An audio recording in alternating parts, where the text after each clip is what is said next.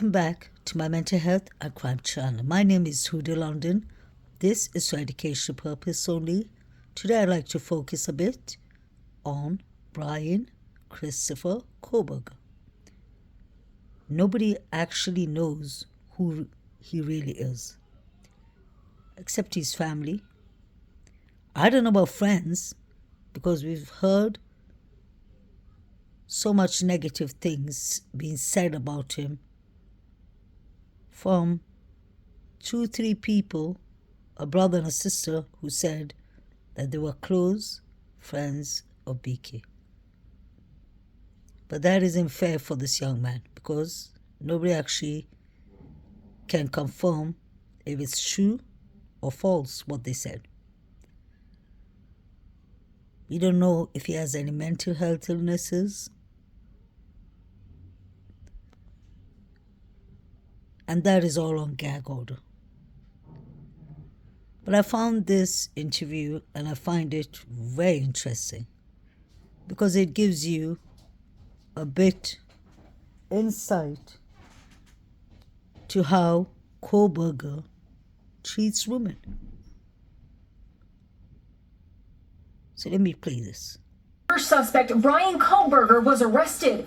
This woman couldn't believe her eyes. I recognized him immediately and my heart just sank because I couldn't believe that, I was face to face with this guy. Nurse Haley Willett says they met on Tinder in 2015 when they were both psych majors at Pennsylvania colleges. He took her to a movie, then insisted on escorting her to her dorm room. I was kind of afraid to say no, so I just let him come in with me. Then he did something she says she'll never forget. He kept trying to tickle me, and I would ask him to stop, or I'd say, "What are you doing?" And he would be like, I'm not tickling you," and he would get very serious. Creeped out by Koberger, she came up with a clever ruse. I proceeded to pretend to throw up in the bathroom, hoping that, it would gross him out and he would leave. Did it work? Yeah. He had messaged me on Tinder and said that he was leaving and that he had a good time and that he would message me later.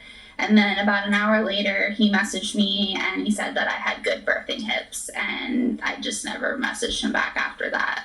After what happened to the 4 Idaho students, Haley thinks she had a lucky escape. It could have been me. And this woman says she knows and sympathizes with what Dylan Mortensen is going through. Dylan is one of the 2 surviving roommates and didn't call 911 for 8 hours, despite coming face to face with the killer. She told police she was in frozen shock. She is not to blame for anything. Absolutely not. Alana Zabel is a yoga instructor who attended Buffalo University in New York. She lived with 4 sorority sisters and suffered an eerily similar trauma. One night in 1992, a rapist broke into their home and attacked a student. Alana heard the attack, saw evidence that there had been a break-in, and even saw bloodstains, yet she convinced herself nothing was wrong. I felt someone in my room, and I lifted up my head, and there was no one there, but then the front door closed. She waited 6 hours to call 911 and will never forget the horrific scene she found in her housemate's bedroom. Her mattress was 3/4 of the way soaked with blood. The walls were covered in blood. Everything was covered in blood. She says the murders of the 4 students in Idaho brought back nightmarish memories. She fears Dylan, the surviving roommate, is likely to be traumatized for years to come. She's going to beat herself up for the rest of her life, so we don't need to do that for her. So there's 2 topics I'd like to discuss.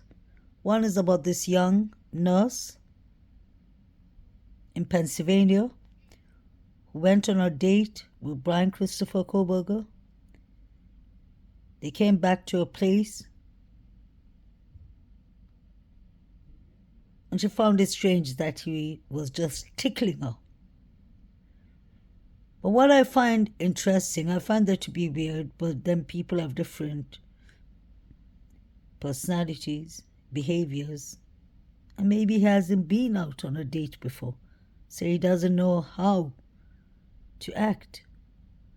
That could be a possibility, because let's not forget this happened a long time ago. But what I find interesting is he met her at Tinder. And I wonder if Kaylee and Maddie were on Tinder. I remember in the beginning seeing accounts of Kaylee and Maddie on different sites that you wouldn't want young girls to be on. Made the recipes. I'm not blaming them, but I'm just saying we as adults know that certain sites like Tinder can get you easily into trouble because you don't know who you're meeting and you don't know what you're getting. Now she got Brian Kohlberger, who's a man who loves to tickle, I guess. Kind of strange. But what I found interesting is, as a cognitive behavior therapist, I found it very interesting that she said she went to the toilet, she went to the bathroom, she pretended to be sick, and Kohlberger actually did not stay. He was decent enough to text her and apologize and say that he was leaving. And the next day, he sends a text and he says, "You've got nice birthing hips." Found that to be strange too. He could be just a weird character. He could be just a different person. But that doesn't make him a killer. There's a big difference. So watching this interview makes me honestly believe that there are some characters to Brian Christopher Kohlberg. It's not normal for a guy to start tickling you on your first date. But maybe he's never had a date before.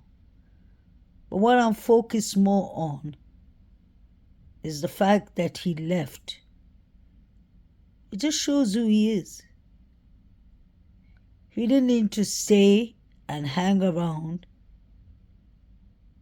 And the person, the mainstream news channels and the police are making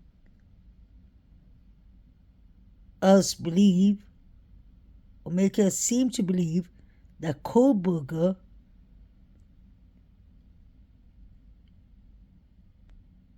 doesn't know how to treat females.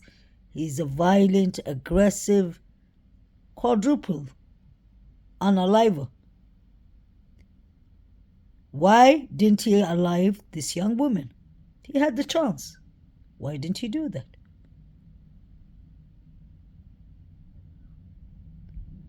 He gave her the respect, he gave her the decency to text her and say, "Lock your door, I'm leaving." I'm sure Kohlberger does not know how to date women. So he kind of acts weird. But I don't believe he's a sociopath or psychopath the way they make him out to be. I would rather give that to many other people at the grub shop. They were acting sociopathic and psychopathic.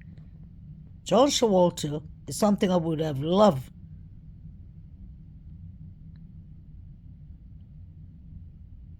to work on, to check his symptoms